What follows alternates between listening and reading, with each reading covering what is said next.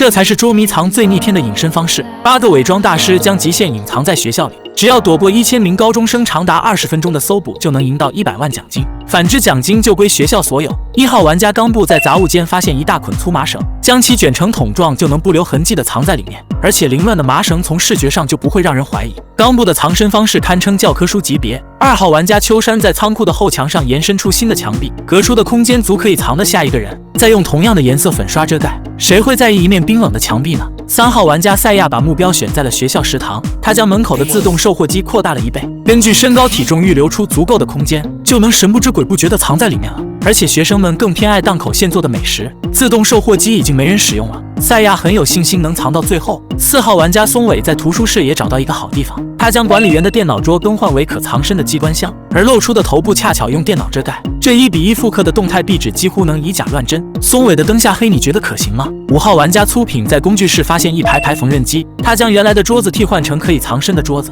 只有拿开缝纫机的盖子才能找到它。这么冷门的工具一般人不会去碰，粗品认为藏在这里非常安全。6号玩家菊田准备藏在游泳池的角落里，他将全身涂满颜料贴合池底的颜色，只要在水中一动不动就没人能找到。7号玩家宫敬在走廊的尽头添加了2个储物柜，加上地板的高度正好可以塞得下一个人，而且目测柜子的容量很小，一般人不会想到里面能藏人。8号玩家中村在多媒体教室发现一处隐蔽的角落，他要砌面墙把自己封在墙壁里，从外面看一点痕迹也没有。凭空消失的中村谁能找到呢？8个人全部隐藏完毕，被集合在一起的1000名高中生即将开始暴走模式，20分钟之内找到他们，奖金就能留在学校，还能放假3天。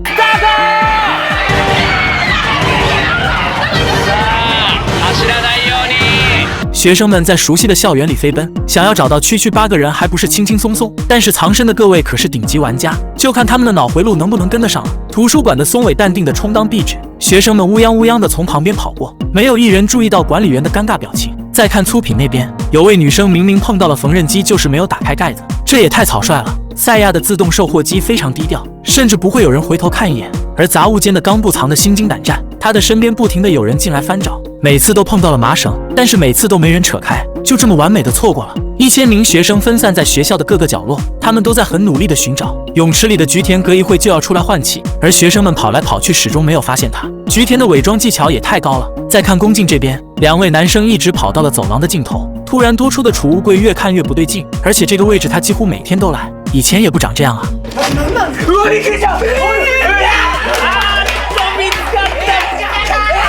宫敬被淘汰了。这么有趣的视频一定要配个好手机观看。看我这台在转转入的 iQOO13只要2000多，比官网新机足足省了1000多块，省下的钱都能再买一台 Switch 了。这才是该省省该花花。关键是转转的二手商品都有专属验机报告，平台上就能看到几十项检验结果，还有高清大图，感觉特别靠谱。还支持7天无理由和1年保修，而且现在下单，春节期间也能正常发货，不用等，过年就能用上新装备。转转上其他数码也挺能打的，2000多就能拿下25年最新款 iPad，4出头也能买个4060显卡的高性能游戏本《红旗掠夺者》。现在点击评论区栏列，还能领最高1000元优惠券。这时，一位戴眼镜的男孩径直跑向了管理员的方向，上下看了半天，结果什么也没有看见。难道配的眼镜不够清楚吗？但是后面的2位女孩眼神好使。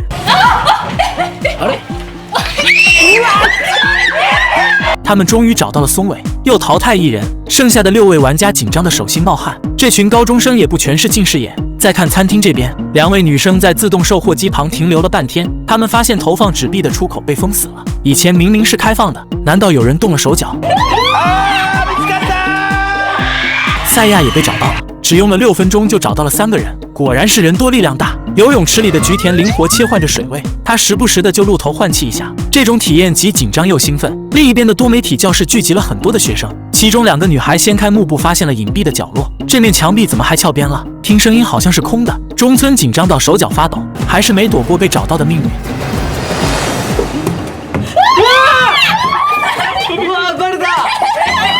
这位女生的观察力很强，中村也被淘汰了。菊田在水中躲过了一批又一批的学生，她的自信心爆棚，也变得越来越大胆，有人的时候也敢出来换气。终于被眼尖的学生发现，失去了比赛资格。真是自作孽不可活。这时时间还剩下11分钟，还有3个人没找到。秋山的后墙终于迎来了第一位学生，但他只翻了一下石头就走了。这个位置隐蔽的有些落寞。再看粗品那边，一位细心的女生发现桌子的厚度跟以前不一样，但是独立排放的缝纫机能藏人吗？她甚至怀疑自己异想天开。粗品心跳加速，祈祷他们赶紧离开，但是越来越多的学生围了上来。好端端的为什么要换桌子呢？直到一位男生无意中打开盖子，才发现了粗品的藏身处。他们又淘汰一个人，这时时间还剩下8分钟，还有2个人没找到。学生们的热情丝毫没有减少，他们依然激动地寻找着。冈部的杂物间非常热闹，这里很凌乱，似乎更适合藏人，但就是找不到会藏在哪里。秋山的后墙也出现了很多的学生，但他们也仅仅是看一眼就走了。在接下来的5分钟里，学生们翻箱倒柜，几乎找遍了学校的每个角落，而冈部和秋山顶着35度的高温一动不动，时刻紧绷的情绪让人汗流浃背。但是为了奖金还能再忍一忍。这时时间还剩下3分钟，冈部头顶的麻绳被翻来翻去，眼看就要被扯开了，却突然被另一个女生扰乱了方向。好险呐，差一点就被找到了。很快只剩下最后1分钟了，他们找不到剩余的2人也变得紧张起来，到底藏哪去了？就差没有掘地3尺了。这时短发女生终于发现了后墙的墙壁是空的，但她一直找不到出口，在周围浪费了太多的时间，直到比赛结束才有人找到了出口，但是为时已晚，他们超出了比赛时间。秋山和冈部赢得了比赛，也赢到了奖金，1000名高中生输的口服心不服，他们终究是比不过伪装大师，这才是千人捉迷藏最逆天的隐身方式。8个伪装大师将极限躲藏在学校里，只要坚持20分钟不被找到，就能赢得100万奖金。1号玩家永野在图书室发现一个嵌入式的书架，将其打开之后，里面就能藏得下一个人，而且外面卡槽的很结实，学生们根本打不开，只有拿走中间1排的书本才能找到它。这个位置非常隐蔽，估计侦探来了也解不开谜团。2号玩家山田在教学楼后面找到一处神秘的角落，他建造一面墙壁将自己封在里面，只有打开下方的砖块才能找到它。有这么结实的红砖保护，山田躲在里面很有安全感。3号玩家松尾将目标选在了老师的汽车上，他要伪装成方向盘躲在车里，只要一动不动就没人能分出真假。自信的方向盘也藏好了。4号玩家冈部在后门看到一阶铁质的楼梯，只要打开一侧的铁皮就能藏进去，虽然造型有点曲折蜿蜒，但是为了奖金屈身忍一忍也是值得的。5号玩家赛亚将小卖部的货架延伸出30厘米，隔出的空间就能藏在里面，只有打开层层摆放的画板才能找到它。唯一的破绽就是画板后面的黑布，但是有缝隙的架子，谁会想到里面能藏人呢？6号玩家粗品在体育馆的2楼发现一处夹角，将其填满之后就能形成藏人的空间，再将表面呈现出落灰的质感，它就能高枕无忧地藏在里面了。7号玩家菊田脑洞大开，竟然伪装成楼顶的探照灯，白天不需要发光发热，而且空荡荡的天台也不会有人上来找。8号玩家秋山这期依旧是灯下黑，他混进表演舞团的队伍里充当舞者，只要表现得从容淡定就不会引人注意。8个人全部隐藏完毕，1200名高中生迫不及待要开始找人了，只要在20分钟之内找到他们，奖金就能留在学校，还能放假3天。倒计时开始，学生们快速跑向校园，开始地毯式搜捕。他们一向熟悉的场地，能不能找到所有人赢得比赛呢？冈部的身边有2位学生跑过，他们丝毫不关心路边的楼梯。图书室作为热门场所，更多的学生跑进来找人。这时2位男生正在扒拉永野的书架，很谨慎地拉出来1排书本，没有发现异常又走了，看来还是太年轻，没有找到正确的方向。赛亚的小卖部也出现了很多学生，其中一位男生好像发现了不对劲，但是表面做的足够逼真，还是打消了他们的疑心。山田的后墙人来人往，他们匆匆跑过，并没有看到突然多出的墙壁。秋山已经完全融入到舞团的队伍里了，他忙碌地收拾着道具，根本不敢抬头看，而菊田就在头顶静静地看他笑话，一度怀疑怎么没有发现他。粗品的箱子被几位学生敲了几下，然后头也不回地跑开了，这也太草率了。松尾的小汽车特别不起眼，没有人往里看，也没有人打开它，难道他伪装得这么逼真吗？时间过去了5分钟，他们像无头苍蝇一样到处乱跑。秋山低着头跟着队友往前走，这时突然传来学生们咆哮的声音，原来他们发现了摇头晃脑的探照灯。菊田也太不小心了，他被第一个找到了。学生们分布在学校的各个角落翻找，不留痕迹的伪装几乎能骗过所有人，如果没有火眼金睛，怎么能找到他们呢？秋山被护送着再次出现在室外，一名学生老远就发现了异常，他站在远处确认了半天，终于鼓起勇气前去查看。秋山赶紧往另一边移动，他逃走的同时，男生已经确定了目标，赶紧拍了拍他的肩膀。秋山藏无可藏。ですよね。秋山的灯下黑又被识破了，他也被淘汰了。时间过去了8分钟，他们只找到了2个人。冈部的楼梯被踩得咚咚响，但是没有人会检查这么小的空间。松尾的汽车旁又出现了几名学生，一位女生发现车门被锁住了，而后备箱可以打开。当他伸头往里面查看时，不一样的方向盘还是被发现了，松尾也被淘汰了。这时2名学生径直走向了永野的书架，他感觉这里可能会打开，但是找了半天也没有找到出口，然后又走了。小学生拿捏，紧张的永野松了一口气。这时一位女老师在前面瞅来瞅去，她也在寻找出口吗？主持人让她离远一点，看来老师也跟着着急了。时间过去了10分钟，还有5个人没找到，比赛越来越好玩了。突然一位男生停在粗品的旁边观察了半天，他在思考吗？怎么又走了？粗品偷偷松了一口气，没等2秒钟，他又带着同学回来了，然后淡定地打开盖子。粗品被他的回马枪惊呆了，原来这个位置他经常使用，一眼就看出了端倪。时间还剩下7分钟，还有4个人没找到，学生们打起精神继续翻找，他们藏得巧妙且隐蔽，一般人看到也不会起疑心。就这样骗过了大部分的学生。山田的旁边突然出现了很多人，但他们看向的却是反方向。其中一位男生在墙壁上拍了几下，没有发现异常又走了，再一次完美错过了。这时时间还剩下4分钟，学生们丝毫没有线索。一名男生在冈部的头顶跳来跳去，他看向远处的屋顶，也没有怀疑脚下的楼梯。只剩下最后2分钟了，他们找来找去，逐渐失去了信心。没有人能跟上伪装大师的脑回路，总是在怀疑和行动上分道扬镳。这么多学生竟然找不到4个人。时间开始倒计时，他们输得心有不甘也无可奈何，藏到最后的4人赢到了比赛。节目组开始揭晓答案，学生们既惊喜又后悔，近在咫尺都没有找到，他们也太会藏了，这才是捉迷藏最极致的隐身方式。8个成年人将极限伪装隐藏在小学生的校园内，只要躲过300名学生长达20分钟的搜捕，就能赢到100万奖金。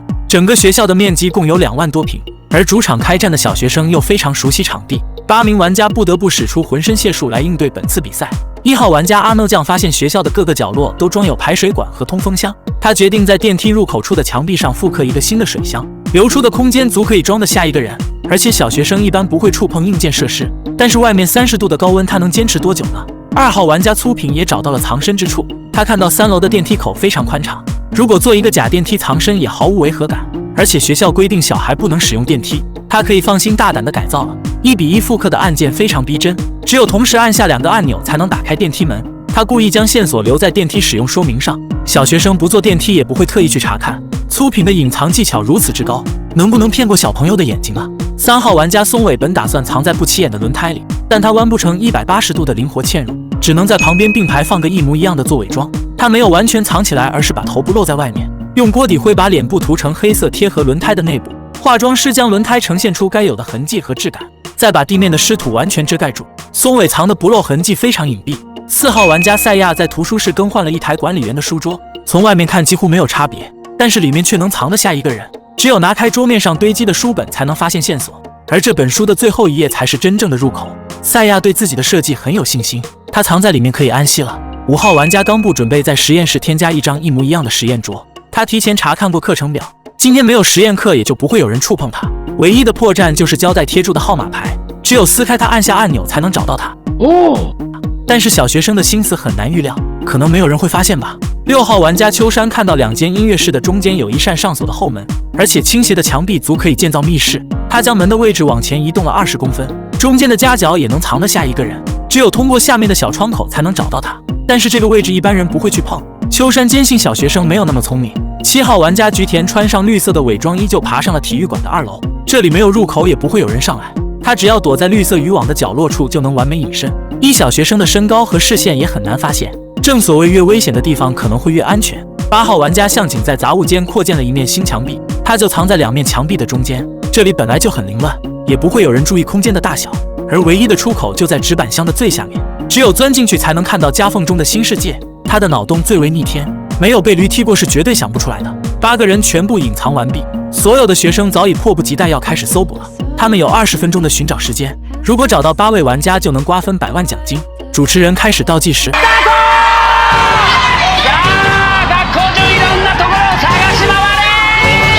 学生们疯跑着来到学校的各个角落开始寻找，这里是他们熟悉的场地，想找人岂不是轻轻松松？但是遇到大师级别的伪装就没有那么顺利了。每个小孩都很重视本次的比赛，他们在杂物间仔细的翻找，没有人发现空间变小了，只有2位男生不放弃继续扒拉。墙缝里的向井不敢发出一点声音，而外面的松尾就比较轻松了，有人来了就闭上眼睛。这么不起眼的轮胎甚至没有人会去多看一眼。3楼的电梯不停的有人经过，但都没有发现异常，只有一位小男生注意到角落的空间比平时变窄了，随后引来更多的学生驻足查看，越看越不对劲，尤其是电梯按钮的形状明显不一样。同学们，你按一下，我按一下，竟然触动了开关。只用了3分钟17秒就找到了粗品，他被淘汰了。体育馆的菊田藏得战战兢兢，他看到下面的小学生乌泱乌泱的跑过，但都没有抬头往上看，不知道这份安全还能持续多久。再看秋山这边，一名小学生正准备打开后门，发现锁住就跑开了，好险呐！每一次都近在咫尺，每一次又完美避开。但体育馆的菊田还是被眼尖的学生发现，成为了第2名淘汰者。只用了5分钟就找到了2个人，学生们的自信心瞬间提升。一位男生在冈部的头顶翻来翻去，竟然又一次错过了，甚至有人重重的锤击了桌子，都没有发现猫腻。现在的熊孩子都这么虎吗？轮胎里的松尾一会睁眼一会闭眼，灵活切换着各种形态。殊不知路过的小学生已经发现了他。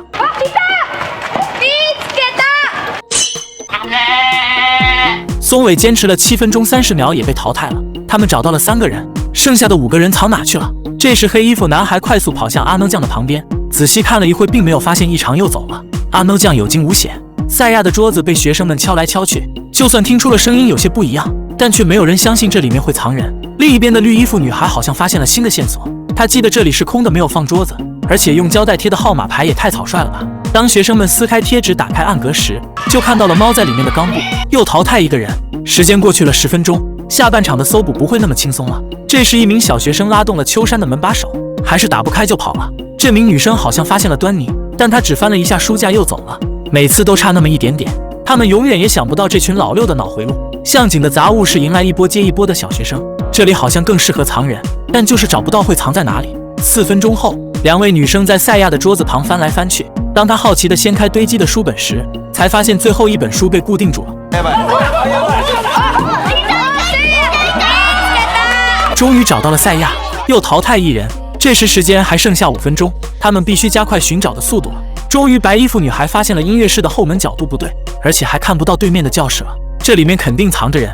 小朋友很快就找到了打开的方式，淘汰了秋山，只剩下最后2个人了。时间还剩下3分钟，他们俩藏身的地方最难发现，尤其是阿诺酱的位置至今没有人怀疑，但是向井的杂物间不断有人进来翻找，每次翻到一半就走了。看到这一群天真的小孩，节目组还是给出了一点线索，提醒他们向井就藏在这间杂物间里。有了这个线索，孩子们继续翻找。小男孩一手掀开纸板箱的底部，看到了最下面的入口。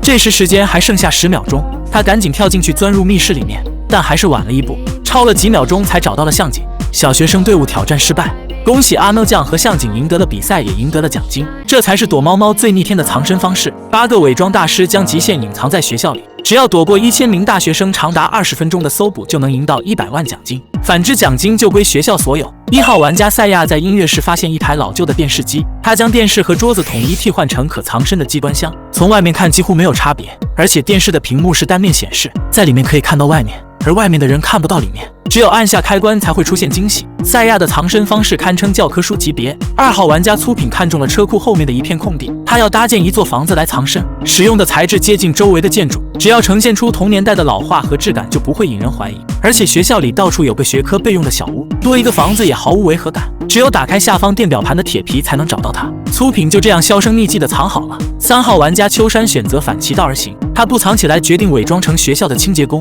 一边打扫一边观察敌情，只要躲在清洁工的队伍里就不会有人发现。他的伪装技巧如此之高，菊田决定和他并肩作战。收集的落叶也可以用来藏身，而且同一个位置没人能想到会藏2个人，他和秋山总要留一个吧。2人的想法一致，你认为谁会藏到最后呢？5号玩家松尾把目标定在了校园后面的菜地里，他要伪装成一颗不起眼的卷心菜，这个位置很少有人出现，而且逆天的伪装技巧谁能想到呢？6号玩家冈部在体育馆的楼梯下增加一根柱子，其空间非常狭窄，他必须全程吸紧肚子藏在里面，但是这个位置异常隐蔽，一般人肯定想不到。7号玩家本田看到停放校车的车库非常宽敞，他决定在最深处增加新的墙壁，隔出的空间就可以藏在里面，只要把墙壁做得足够逼真，就不会让人发现。唯一的破绽就是可拆卸的排气扇，希望学生们没有那么聪明。8号玩家永濑决定藏在琳琅满目的商业实践室，他将桌子和饭盒更换为可藏身的新道具，只有拿开饭盒里一层接一层的寿司，移开最下面的饺子才能找到它。这么隐蔽的方式也太为难学生们了。节目组故意将线索放在5位老师的身上，分散在学校的各个角落，由他们自由拼凑。8个人全部隐藏完毕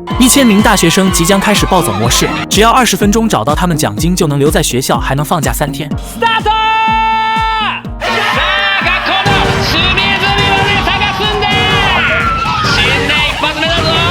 学生们在熟悉的校园里飞奔，他们很有信心能找到所有人。但是藏身的各位可是伪装大师，就看大学生的脑回路能不能跟得上了。赛亚的音乐室跑进来5个人，他们在电视的左右看了一眼，并没有发现异常。永濑的商品区迎来了一大批学生，这里摆放的小件物品居多，似乎不适合藏身。但是永濑的顶级伪装岂是正常人能够瓦解的？粗品的门前也出现了几名学生，他们甚至没有回头看一眼小屋，这记忆力也太差了。几名女生在疯狂地翻找落叶，而秋山淡定地充当清洁工，如果不当面指认，他是永远不会承认的。冈部的楼梯间不断地有学生经过，但是这个位置很容易让人忽视。这时一位女生径直跑向了赛亚的电视机，在侧面看了一眼又走了。好险呐！赛亚紧张的心跳加速。1000名学生分散在学校的各个角落寻找，他们很用心的在找，但是这群老六比老鼠还要狡猾，如何才能找到他们呢？时间过去了4分钟，松尾的菜地也出现了几名学生，但他们并没有看一眼菜地的方向。不得不说，松尾的伪装技巧也太高了。永濑的线索散布在校园里，有的人看见还以为是恶作剧，但有的人却能及时反应过来。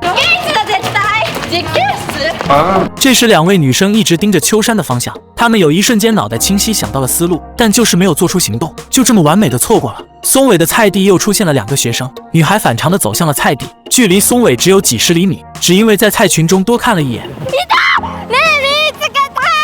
就找到了松尾。他们终于淘汰了1个人，原来女孩是学生物的，对菜地这块非常熟悉。松尾输得心服口服。时间过去了6分钟，学生们提高警惕，继续寻找。赛亚的桌子被打开又关上，没有人会怀疑一张装满机器的桌子，但是越来越多的学生翻找，赛亚藏得心惊胆战。永濑的商品区一样热闹非凡，学生们翻来翻去，一点线索也没有。本田的车库人来的也快，走的也快，空荡荡的视觉好像没什么可找的。他就这样骗过了一批又一批的学生。这时几位女生盯上了装落叶的车子，菊田吓得一动不敢动，其中1位开始用扫把拍打落叶，扒来扒去，竟然发现了一只大脚。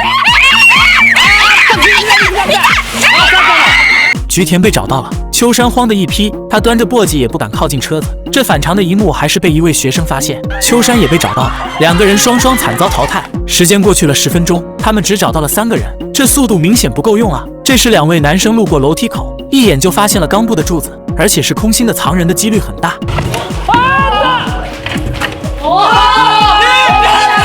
冈部吸了半天的肚子也没逃过被淘汰的命运，还有4个人没找到，他们必须加快速度了。学生们通过收集5位老师的线索，已经确定提示是商业实践室了。于是更多的学生来到了永濑的商品区，但是找来找去还是没有进展。1位女生准备打开藏身的桌子，发现被锁住就放弃了，完全没有理会桌上的饭盒，这让永濑又惊又喜。再看粗品那边，终于被记忆力好的学生发现，凭空多出的小屋瞬间起了疑心，但是出口被锁住了，打不开。学生们很快发现小屋的后面还有一扇小窗，他们终于找到了粗品。时间还剩下4分钟，还有3个人没找到。1位男生无意间抬起了电视，发现手感很轻，很不正常。他在旁边找了半天也没找到入口。赛亚紧张到手脚发抖，直到1位女生提醒他开机试试。又淘汰1人，时间还剩下2分钟，还有2个人没找到。他们藏身的地方太过隐蔽，这群大学生怎么也找不到，每次都近在咫尺，每次又完美错过。终于有人碰到了永濑的饭盒，但他们认为仅仅是饭盒，没有起一点点疑心，这也太草率了。时间在1分1秒的消失，2位女生注意到车库的墙壁是空的，找不到入口处，竟然又走了。永濑的商品区聚集了更多的学生，一人找一件不过分吧。直到时间结束也没有找到他们，比赛完美落幕，本田和永濑赢得了比赛。等节目组公布2人的藏身地点后，学生们的肠子都悔青了，差一点点就只差一点点了，这才是躲猫猫超逆天的藏身方式。8个男人极限伪装隐藏在女子学校里，只要躲过400名学生，限时20分钟的搜捕就能赢到100万奖金，反之奖金就归学校所有。1号玩家赛亚冒着被冻僵的风险藏进了冰箱里，这个位置伤敌1000，自损800。好在分层的冰箱很容易掩人耳目，正常人肯定想不到里面能藏人。2号玩家阿布在走廊里看到一排储物柜，他将柜子整体往外移出20厘米，里面的区域就能腾出藏人的空间，只有打开最下方的储物柜，滑动墙壁才能找到它。巧妙的设计一环扣一环。3号玩家右奈酱找到一处能藏人的角落，布置一面假墙就能不留痕迹的藏在里面，再用收纳箱完全遮盖住，不留线索可能永远也找不到他。只有拿出右边的盒子才能看见躲在墙里面的人。4号玩家粗品在体育馆的仓库看到一些堆积的折叠桌，他将桌子全部更换为空心的架子，里面的空间足可以藏得下一个人，而且从外面看依旧是分层的折叠桌，唯一的线索就是中间的隐藏门，打开它就能找到人了。5号玩家松尾这一期依旧是露脸怪，他将书法室的钟表拆下来放一边，自己则挂上去伪装表盘，相似程度足可以以假乱真，而且这么高的位置也不会轻易被发现。接下来菊田秋山和冈部决定上演一出计中计，他们将音乐教室的凹凸墙壁反方向复制建造，正好形成了3处独立的隐藏空间，同一个地方被反复寻找的可能性不大，就算有一人落网，其他2人也能安全藏到最后。3个位置的打开方式截然不同，冈部的线索藏在踢脚线下面，拉开缺口处才能找到他。秋山在下方安装了反弹器，用力按一下就能打开门板，而菊田将隐形把手放在表面，如果有人碰到了金属部分，那他的藏身就会立马暴露。8个人各显神通，藏的一个比一个高级。400名女学生早已迫不及待要开始搜捕模式了，只要在20分钟之内找到他们，奖金就能留在学校。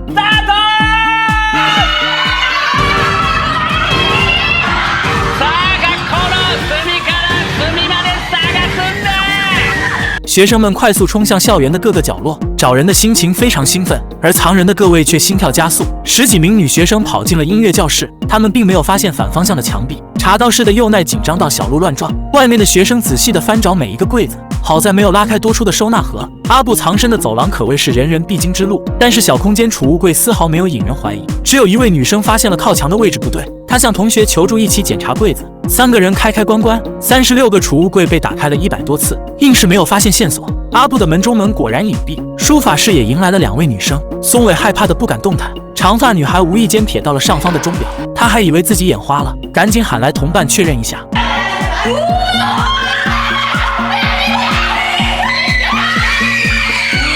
松尾被第一个找到了，藏得费劲巴拉反而被淘汰得更快。学生们扩大面积搜寻，大部队很快就涌进了体育馆。一名女生只检查了旁边的缝隙，并没有注意藏人的折叠桌子。粗品听见声音，很庆幸逃过了一劫。再看赛亚这边，一位女生控制不住好奇的小手打开了冰箱，当看到里面满满的冰块时，彻底打消了疑心，而赛亚已经被冻得缩紧了脑袋。这时一名女生在检查仓库时发现了可移动的桌子，她预感这里面可能会藏人，但是4角被钉了螺丝，根本打不开。她很强硬的继续尝试，然后向同学求助，一起抬桌子，2个人合力抬起来一条缝隙。终于找到了粗品。时间过去了7分钟，学生们找人的激情丝毫未减。一名女生拍打着墙壁前行，当碰到金属按钮时，并没有发现其中的奥秘。菊田还以为安全了，没想到又有一位女生靠近，很细心地启动了隐形把手。惊吓中就找到了菊田，她就像一枚弃子被丢了出去，暂时让学生们放弃了这片区域。秋山和冈部有点高兴又有点担忧。再看赛亚那边，一名女孩好奇地打开了冰箱，她好像看到了里面的异常，用手扒开层层冰块，终于找到了赛亚。右奈酱的柜子成为了热门找人场地，经过的学生都要用手翻一下，但关键的收纳盒却没人理会他。而菊田刻意的误导一批接一批的学生，为队友拖延更多的时间，这朋友绝对能处。随着更多的学生跑进来，菊田已经控制不住局面了。3位女生敲打着墙壁，确认里面是空心的，从下方找到了出口处。秋山还没反应过来就被淘汰了。同一个地方找到了2个人，冈部应该安全了吧？时间还剩下最后5分钟，阿布的储物柜打开了又关上，他们做梦也想不到这里面能藏人。另一边的右奈酱再次被3名学生围攻，其中一位一眼就看到了多出的收纳盒，他们仔细分析，然后逐个拿开盒子，终于找到了墙壁里的右奈酱，只剩下最后2个人了。时间也只有2分钟，学生们翻遍了整所学校也找不到他们。随着时间1分1秒的消失，节目组开始倒计时，比赛完美落幕。阿布和冈部藏到了最后，赢得了比赛。节目组开始揭晓答案，熟悉的地方经过了很多次，就是没有深入翻找，学生们输得很不甘心。那么问题来了，如果是你，有信心全部找到他们吗？